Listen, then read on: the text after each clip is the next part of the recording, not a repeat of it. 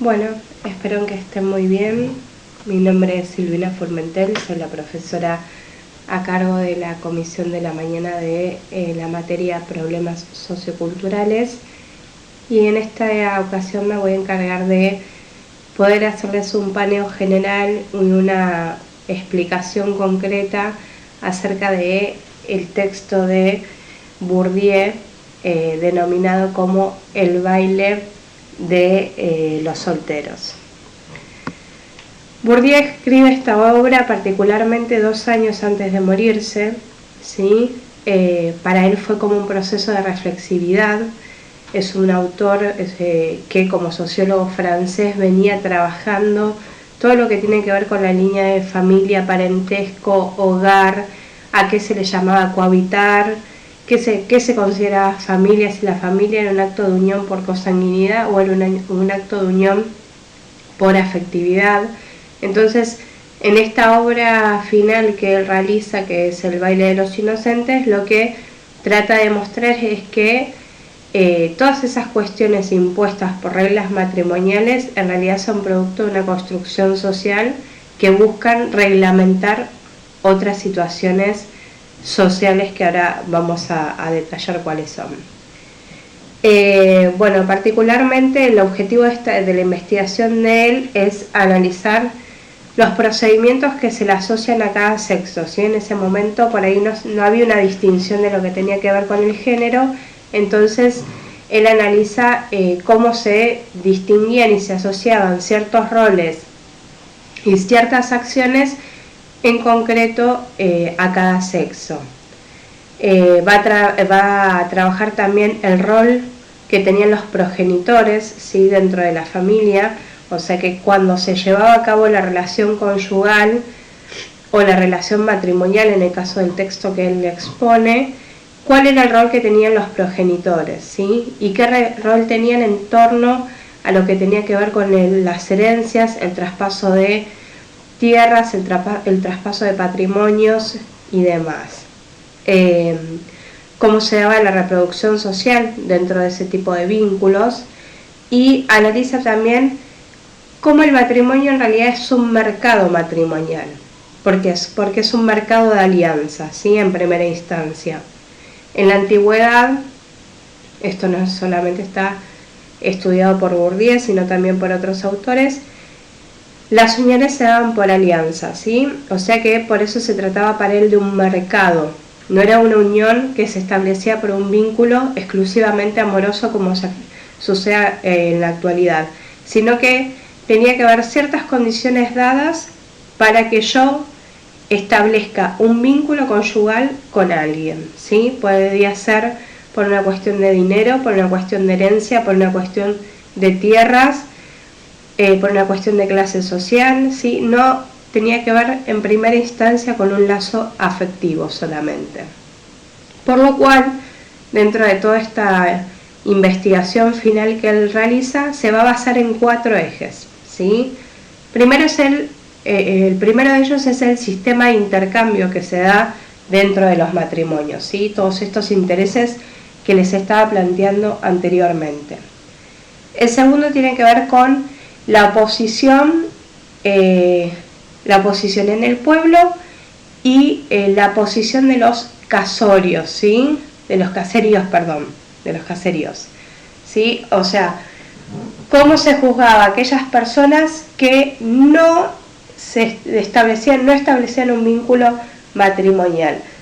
Por eso el texto se llama El baile de los solteros, ¿sí? ¿Por qué? Porque quedaban sesgados de todo aquello que se denominaba como la fórmula exacta, no solo para generar un orden social, sino también para contraer en el día de mañana diferentes tipos de patrimonios.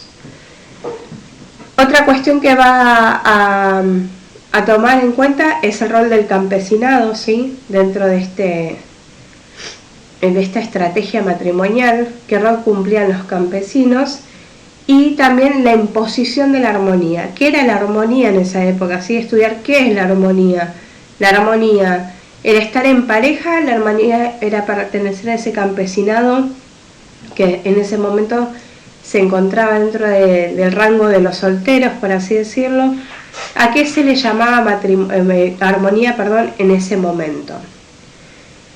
Entonces, todos esos enfoques que él analiza pertenecen a registros oficiales, que va a hacer Bourdieu para estudiar esto que denomina el baile de los solteros. Va a tomar diferentes investigaciones previas, argumentos y entrevistas que va realizando a lo largo del tiempo en su investigación. Por lo cual se va a dejar de lado el rol social de antemano, o sea, se va a dejar de lado la sociedad como sociedad civil, ¿sí? Mira que cuando hablamos de sociedad la podemos dividir en sociedad política o sociedad civil. En este caso él va a dejar de lado lo que sería la sociedad civil para poder centrarse en la lógica del matrimonio, que es a lo que apunta dentro de este texto, que es el baile de los solteros. ¿Por qué? Porque a él le va a interesar establecer cómo el matrimonio está regulado por alianza y por qué este es pactado o no, ¿sí? ¿Por qué la unión no pasa exclusivamente por una cuestión de afectividad cuando él, años anteriores, escribe un texto en el cual para él establecer parentesco o establecer familia a través de un hogar, o home, como le llamaba él, implicaba exclusivamente tener una relación afectiva o de solidaridad? Entonces, esto es lo que investiga él en última instancia. ¿Cómo puede ser que ahora estoy pensando que el matrimonio en realidad es una alianza y es hasta una sociedad mercantil? Entonces va a plantear que la estrategia matrimonial conforma una reproducción y una visión normativa y jurídica. ¿Qué quiere decir esto? Que el matrimonio me va a decir qué es lo que se hace y qué es lo que no se hace dentro de esta sociedad pública y dentro de esta sociedad privada. Sociedad privada de la casa, sociedad pública, lo que muestro o lo que desarrollo para el afuera, ¿sí? En la sociedad civil. ¿Y cuáles son las prácticas sociales que están permitidas dentro de esta lógica de matrimonio? Por lo cual dice él que el matrimonio va a tener una doble función, una función biológica y una función social.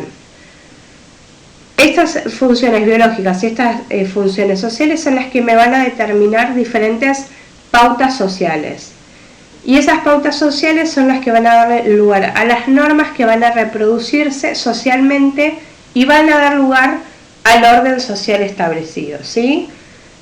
¿Qué quiere decir esto? Un ejemplo claro sería que los chicos, por formar parte de una unión conyugal, ser hijos de dentro de un matrimonio, tienen la obligación, más allá de que hoy sea un derecho, tienen la obligación de acceder a la educación ante todo, ¿sí? Eso sería un orden social establecido que parte de una lógica ya planteada dentro de un vínculo matrimonial, ¿sí? Con lo cual, no solo la lógica de pactos y de normas se establecían dentro del matrimonio para con los hijos en torno a obligaciones, sino que también tenía que ver con aquellas normas que establecían la adquisición de herencias. Creo que en la primera clase que tuvimos yo les expliqué que anteriormente muchas de las lógicas familiares se regían por los cánones de la Iglesia. Bueno, luego de poder dejar de implementar esos 8 cánones que nos planteaba la Iglesia como normativa para poder establecer qué rol le correspondía a la familia y a sus hijos, y a las mujeres y a los hombres dentro de un matrimonio, fue la misma familia la que determinó a quién le correspondía dentro de la familia el traspaso de patrimonio y de herencias, ¿sí? Y todo esto en primera instancia se correspondía a partir del linaje, ¿sí? O sea, del vínculo de parentesco que podía ser matrilineal o patrilineal que se establecía dentro de la familia. Por lo cual, Bourdieu va a plantear que de todos modos se produce una ruptura, dentro de la lógica de la familia, sobre todo con la entrada del concepto de parentesco. ¿Por qué? Porque antes los vínculos eran consanguíneos, por lo cual se me determinaba a mí que me corresponde una casa, la tierra o cierto patrimonio por ser hijo de tal persona demostrado por un vínculo consanguíneo. Cuando ingresa la lógica del parentesco, tema que trabaja también Bourdieu, se plantea una ruptura, ¿sí?, dentro de esta lógica del traspaso de linajes. ¿Por qué? Porque le cambia el rumbo y el destino social a las herencias, ¿sí? Y esto permite que no solo se amplíen las redes vinculares y las redes familiares, sino que también se amplían las redes patrimoniales y de herencia.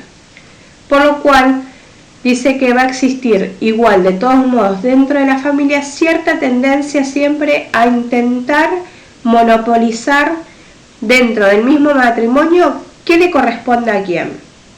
Por lo que para él, dice que dentro de un matrimonio la obediencia es la regla para elegir el mejor partido, ¿sí? ¿Qué quiere decir esto? Que quien obedece dentro de la familia se lleva la mejor parte, por así decirlo, ¿sí? Entonces dice él que la regla fundamental dentro de la lógica de matrimonio de familia es la obediencia a la regla para poder conseguir el mejor partido, ¿sí? Por ello, él habla de que el matrimonio es pura y exclusivamente estratégico, que la única forma de sostener un matrimonio con todas estas reglas es basarse en la estrategia y respetar esas estrategias. Por lo cual las reglas dentro de todo este sistema familiar son una lógica de construcción, ¿sí? O sea que cada familia va a tener una lógica de construcción que va a determinar cuáles son sus reglas y esas reglas van a determinar qué normalizan, ¿sí? Y le van a dar coherencia para que todo ese sistema funcione. Por lo cual es necesario entender que hay una historicidad en cada familia, que es un puente natural, ¿sí? Es natural que la familia tenga una historicidad que la constituya como tal y que contribuye a generar marcas de tradiciones que se van dando sucesivamente a lo largo del tiempo, ¿sí?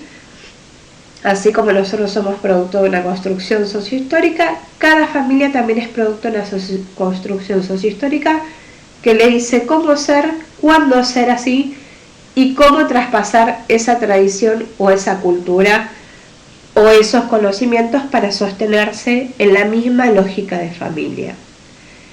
En síntesis, para poder entender a Bourdieu en esta breve clase de 15-10 minutos que les di un pantallazo general, Bourdieu analiza la categoría de celibato, ¿sí?, en la sociedad rural. ¿Qué quiere decir esto? Que analiza por qué había una lógica matrimonial dentro de todo esto, en el cual también quienes asumían un rol eran propia y exclusivamente los campesinos, y eran los que tenían el rol del celibato, los que no tenían derecho a formar uniones matrimoniales. ¿Por qué? Porque no tenían posibilidad de generar estrategias para poder construir su propio orden social, ¿sí? Entonces, lo que dice Bourdieu es que hay que tratar de volver familiar aquello que me es exótico, que no hay que tomar como algo común o algo normal, que la familia en ese momento de la clase alta era la que imponía las reglas, sino que también había que analizar por qué aquel campesino no tenía derecho a generar sus propias estrategias y a construir su propio orden natural, ¿sí? A eso nos lleva Bourdieu, a volver exótico aquello que se nos aparece como natural, ¿sí? La familia para todos nosotros es natural por el solo hecho de ser familia, ¿sí? Vivir solo ya es ser familia en la actualidad, una madre sola con un hijo es ser familia, pero la familia es un hecho natural, pero no es un hecho, universal, pero no es un hecho natural. ¿Qué quiere decir esto? Que no va a ser igual en todas partes del mundo, y es una discusión que él pone en eje junto con Lévi-Strauss, ¿sí? Entonces por eso nos plantea esto de analizar la sociedad rural desde el celibato para entender por qué ellos no tenían derecho a establecer su propio orden y por qué la familia convencional de otra clase, perteneciente a otra clase social, sí. Y esto tiene que quedar bien en claro. La familia es universal, se nos presenta en todos lados, pero no es un hecho natural, ¿sí? Familia hay en todas partes y de diversas formas. Por lo cual, conocer lo familiar implica un acto de extrañamiento con el otro, ¿sí? La familia a la que yo arribo no va a ser igual a mi familia, va a tener otras costumbres, otras formas a las cuales yo me voy a tener que adecuar o voy a tratar que entender desde mi lógica de las ciencias sociales o también desde la lógica de las ciencias naturales. No todas las personas presentan las mismas condiciones naturales para desarrollarse como familia, ni la misma construcción sociohistórica para establecerse como tal. Por lo cual, plantea Bourdieu que el universo del otro es totalmente aislado al que yo conozco. Observando los efectos que produce, y va a plantear que hay que observar los efectos que produce también aquel que está observando, ¿sí? Dentro de una familia o dentro de una comunidad familiar. No va a ser el mismo el accionar de esa familia si yo lo estoy observando, así se dan cuenta que yo estoy observando, o así yo llego a esa familia que soy directamente un extraño. Por lo que Bourdieu plantea poner en práctica la capacidad de reflexionar, ¿sí? Poder ser reflexivo, la reflexividad, ¿sí? Entender al otro desde otro lugar. Lo que hablábamos en las primeras clases, ¿qué es un problema sociocultural? ¿Es un problema sociocultural para mí? ¿Es un problema sociocultural para otro? Bourdieu nos va a plantear lo mismo. ¿Qué es la familia? ¿Esto es la familia? ¿Esto no es la familia? ¿Por qué el campesino no es familia? ¿Sí? Entonces, eso es lo que tenemos que tratar de poder generar, un proceso de reflexividad, porque es la herramienta de poder romper con aquello que me es conocido. Y entender que el baile, al que se refiere Bourdieu, por eso lo llama el baile de los solteros, tiene que ver con comprender el conjunto de trabajos que refieren en realidad a la reproducción social que se establece desde las estrategias familiares para determinar quién es familia y quién no es familia, y posicionar también desde la lógica de lo material a cada uno en el lugar que según la sociedad le corresponde por estrategia, ¿sí? Por lo cual, el ser familia en realidad es una dominación simbólica de las cosas, ¿sí? Es aquello que me dice qué es, qué soy, qué es lo que debo hacer y quién es y quién no es. Bueno, les mando un saludo y espero que estén pasando lo mejor posible esta cuarentena.